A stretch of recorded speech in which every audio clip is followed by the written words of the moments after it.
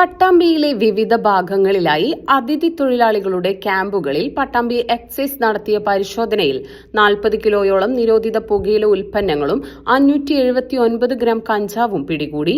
കഞ്ചാവ് കൈവശം വെച്ച് കടത്തിയ കുറ്റത്തിന് പട്ടാമ്പി നീള ആശുപത്രിക്ക് സമീപം താമസിക്കുന്ന പശ്ചിമ ബംഗാൾ സ്വദേശികളായ 35 വയസ്സുകാരൻ സുബ്രത്, 39 വയസ്സുകാരൻ കരീം സേഖ് എന്നിവർക്കെതിരെ കേസെടുത്ത് അറസ്റ്റ് ചെയ്തു.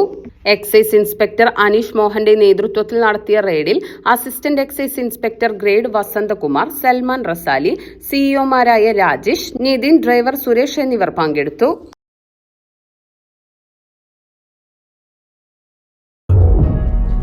വിരലിന്റെ കാര്യത്തിലാണേലും യാത്രയുടെ കാര്യത്തിലാണേലും രണ്ടും മുറിഞ്ഞു പോകാതെ തുന്നിച്ചേർത്തത് കിംസ് അൽ ഷിഫയിലെ ഹാൻഡ് ആൻഡ് റിസ്റ്റ് സെന്ററാണ്.